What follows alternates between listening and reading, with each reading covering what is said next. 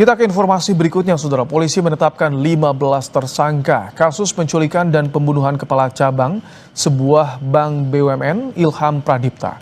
Motif para pelaku terungkap.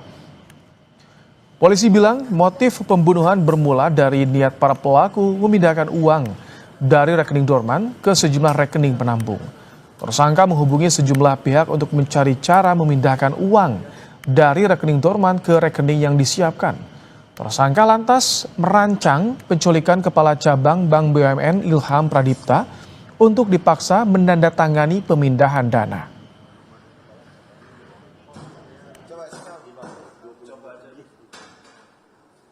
Para pelaku melakukan perbuatannya yaitu pelaku ataupun para tersangka berencana untuk melakukan pemindahan uang dari rekening dorman ke rekening penampungan yang telah dipersiapkan. Karena upaya-upaya sebelumnya untuk mendekati kepala cabang tidak pernah berhasil, maka pekerjaan pergeseran dana tersebut akan berhasil apabila dilakukan dengan dua opsi ataupun dua metode. Opsi pertama, melakukan pemaksaan dengan kekerasan dan ancaman kekerasan. Setelah itu, korban akan dilepaskan. Kemudian, opsi yang kedua, melakukan pemaksaan dengan kekerasan dan atau ancaman kekerasan, dan apabila berhasil maka korban akan dihilangkan atau dalam arti kata korban akan dibunuh.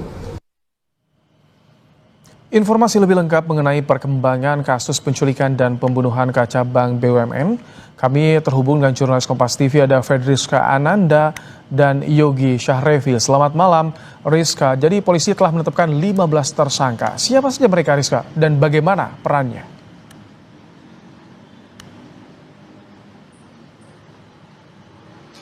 Ya, Ibrahim, selain juga mengungkap 15 tersangka, namun yang menjadi menarik dari rilis yang dilaksanakan oleh Polda Metro Jaya pada sore hari ini, maksud kami, adalah yang pertama ini mengungkap motif terkait dengan alasan pembunuhan ataupun dilakukannya pembunuhan terhadap mantan kepala cabang Bank BUMN ini. Dan yang kedua adalah keterlibatan dari anggota TNI. Inilah tadi bisa kami himpun dari press release yang dilaksanakan oleh Polda Metro Jaya pada tadi sore hari, di mana dari ke-15 tersangka yang merupakan orang sipil ataupun masyarakat sipil ini, mereka dikategorikan dalam 4 klasterisasi, di mana kalau misalkan kami catat begitu ya, ini ada klasterisasi kemudian untuk aktor intelektual, kemudian juga eksekutor pengintaian, kemudian untuk eksekutor penculikan, dan yang terakhir adalah eksekutor untuk melakukan tindak kekerasan.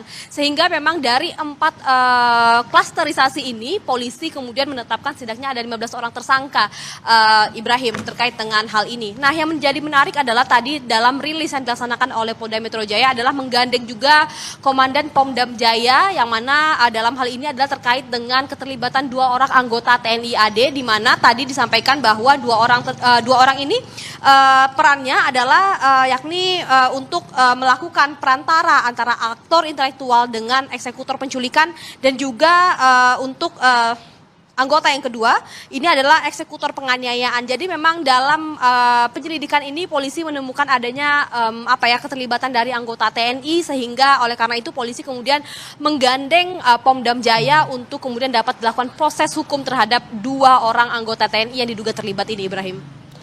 Rizka, kemudian juga ini apakah semua tersangka sudah ditangkap, karena ada informasi satu masih buron?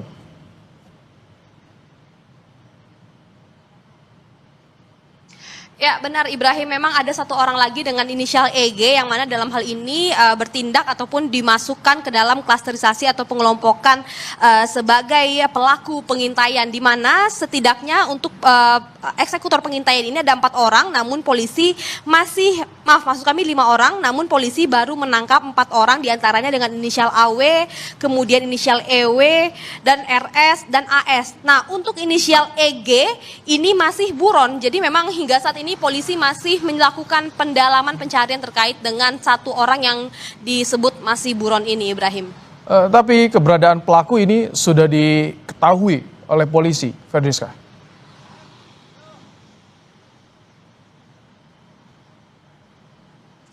Ya, Ibrahim, memang untuk saat ini polisi masih mendalami ataupun mencari pelaku yang masih buron ini dari keterangan 14 tersangka lainnya ataupun 15 tersangka lainnya yang memang sudah ditetapkan sebagai tersangka begitu ya. Karena memang saat ini polisi masih terus mendalami, namun terkait dengan motif dari keterangan 15 pelaku yang sudah ditahan ini ataupun sudah diungkapkan oleh polisi ini, polisi sudah mampu menyimpulkan apa motif sebenarnya dari tindak pidana pembunuhan yang dilakukan terhadap kepala cabang Bank BUMN ini, di mana tadi juga sempat disinggung bahwa ini adalah motifnya terkait dengan memindahkan dana dari rekening dorman. Rekening dorman ini adalah rekening yang memang dibukukan oleh PPATK apabila memang tidak aktif selama 3 bulan, kemudian untuk